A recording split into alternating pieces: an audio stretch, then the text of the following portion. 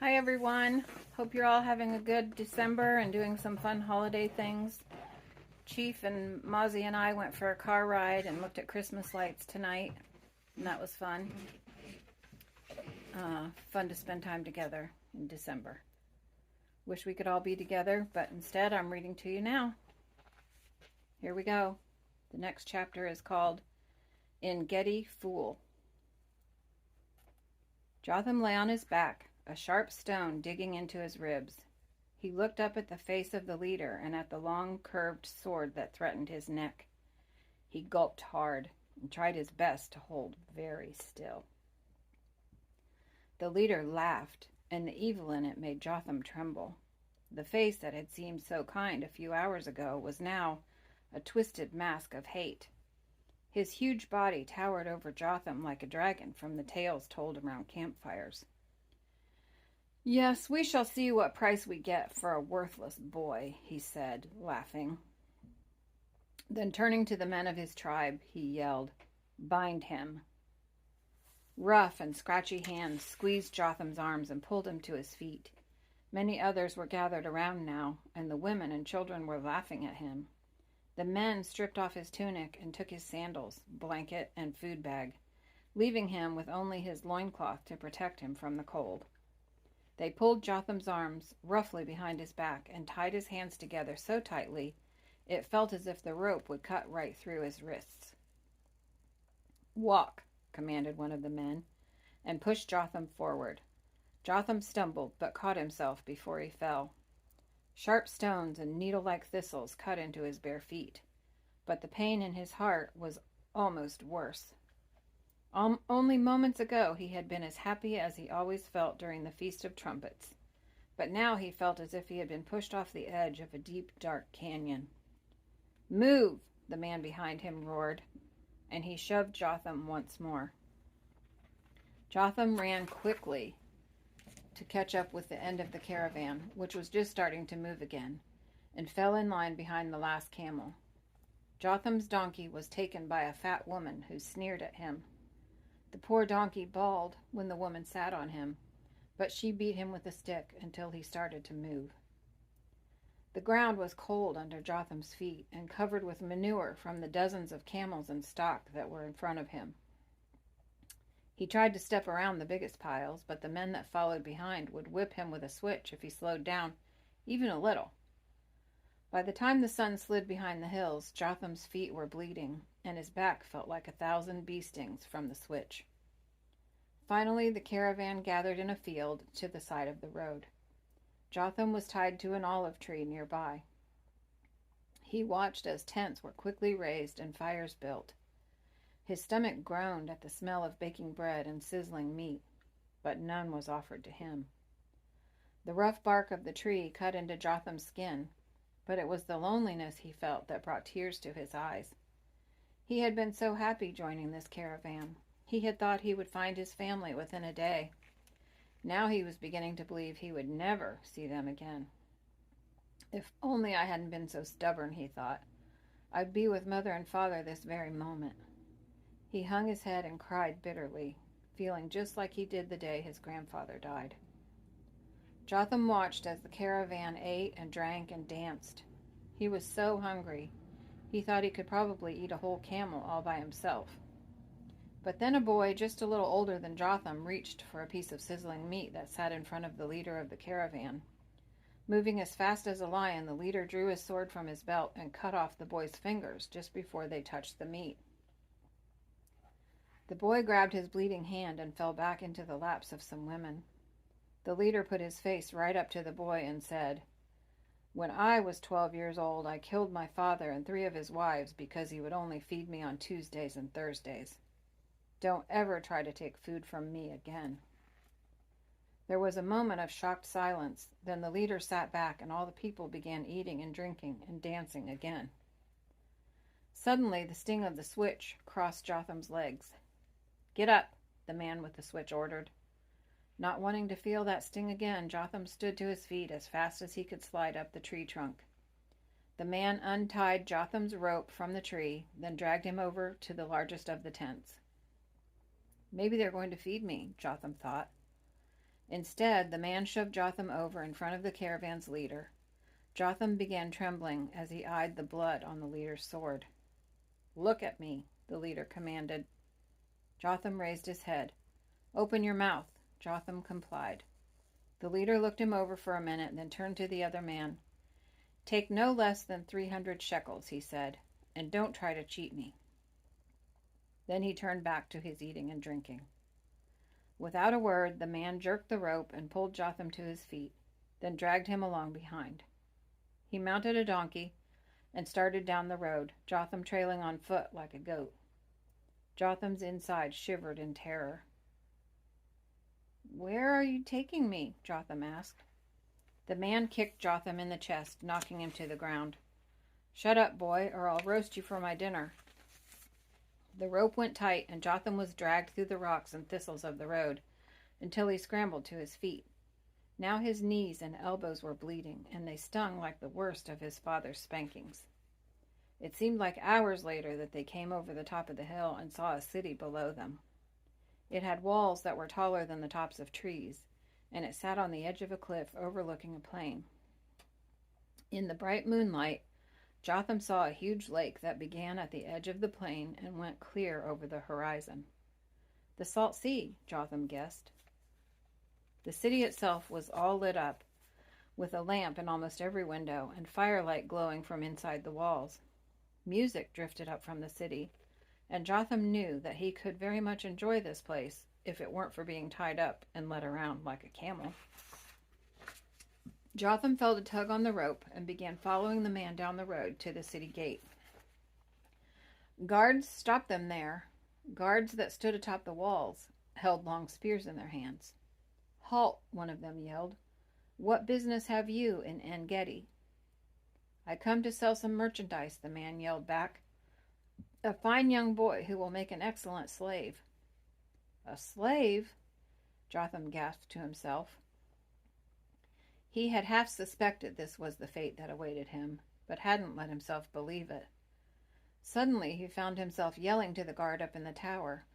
"Please, sir, help me. This man has—" Jotham's head hurt from a slap from the back of his captor's hand. The guard only laughed. "Very well, then," he yelled down. "Enter the dung gate and take your business to the court of elders." They moved forward again, passing huge piles of manure that smelled so bad Jotham held his breath. They entered the city through a creaky wooden door which opened in the larger gate. Once inside, Jotham was amazed at all the sights and sounds. He had only been to cities on 2 other occasions, and was now overwhelmed as much by what he saw as by being a prisoner.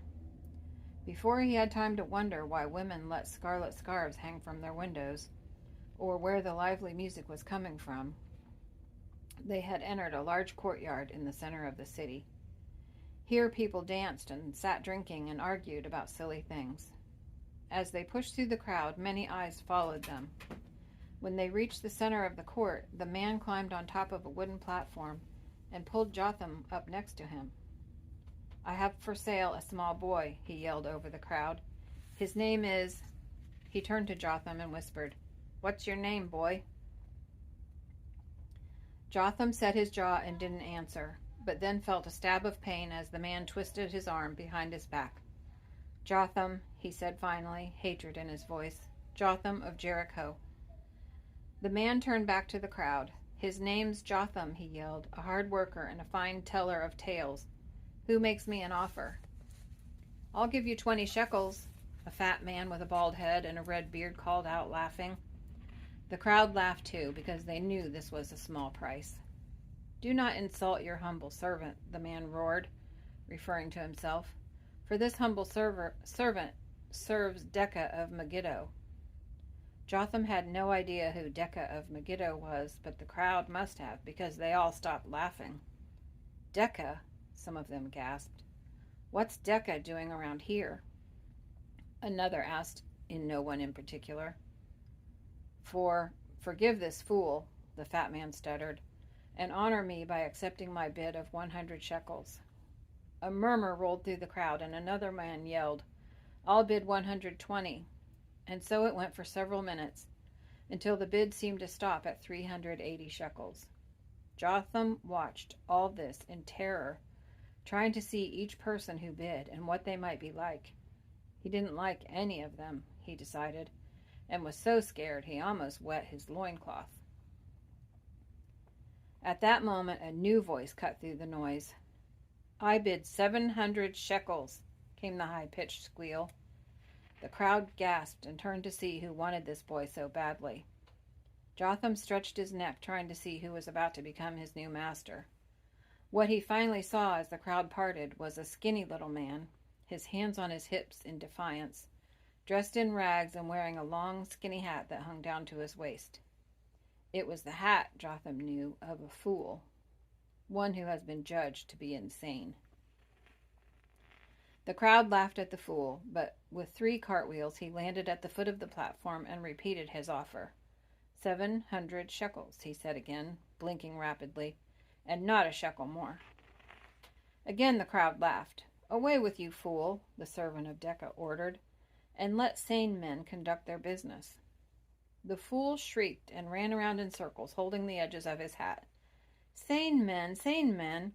Are you, sir, saying that the money of a fool is of no value?" "Begone," I said, "or I shall take your head to decorate Decca's tent." "You'd take my head?" the fool screeched, grabbing his ears. "You'd take my head?" "If you take my head, I shan't have a thought to give you," he said, running in circles again. Then he grabbed a bystander by the shoulders and shouted in his face, "He said he'd take my head! He said he'd take my head! How then would I see his awful face or speak the speech of men?" The bystander pushed the fool away. The servant of Decca drew his sword and dropped the rope that held Jotham. "Yes, I shall take your head," he roared. "I shall take it, and I shall feed it to the rats." At that the fool shrieked once more, then ran over to the platform and threw himself across it at the feet of the servant, his arms spread wide. "Then be quick about it," he shouted, "for I must get home to fly my kite." Decca's servant let out a roar that burst with anger, his eyes wide and his face snarled in a look of red hatred. He raised the broad sword high over his head and aimed for the fool's neck. But just as he brought the sword down with a swoosh, the fool jumped up, grabbed Jotham's rope, and gave it a mighty yank. Jotham flew forward off the platform and into the arms of the fool, just as the sword sliced into the wooden platform.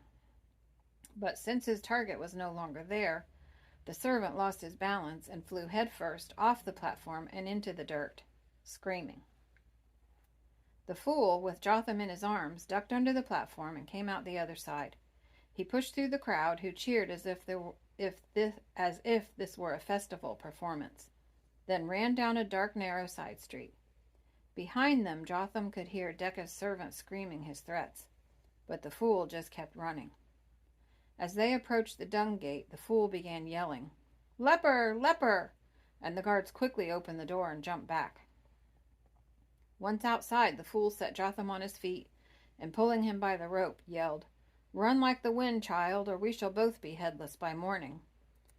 They crossed a field of grain, then climbed quickly into the hills. They passed some pools of water that shimmered in the moonlight. They ran through a shallow creek. The fool led Jotham through winding trails and up steep cliffs, before finally pulling him inside a small cave. Both of them were gasping great breaths of air, and Jotham felt the dust of the cave stick to his sweaty skin. The fool swept the hat off his head, then quickly untied Jotham's hands. "Worry not, child," he said, breathing hard but sounding quite sane now. "I know these caves as no other does. I can hide you here for centuries before anyone found you." And Jotham trembled, wondering if this fool could really be his savior. Isaiah clearly told the people of Israel how the Messiah would appear. "Therefore the Lord himself will give you a sign," he said. "The virgin will be with child and will give birth to a son, and will call him Emmanuel." Isaiah 7:14. But still, the Jews expected their Messiah to come as a powerful king with a mighty army, a king who would destroy the Romans and give them back their land. They forgot that the prophecy had told them, and instead believed what their anger and hatred wanted them to believe. God's ways are not man's ways, And just as Jotham was saved by someone who was thought to be a fool, so our salvation came in a very unexpected way. It came in the form of a tiny baby born to a poor carpenter and his wife. Jotham still must search for his family, just as we must sometimes still search to understand what God desires of us. But if we believe in the one who saved us from our enemy and make for him a sacrifice of our lives, he promises a rich and abundant life, both on earth and in heaven. Good night, everyone. I love you.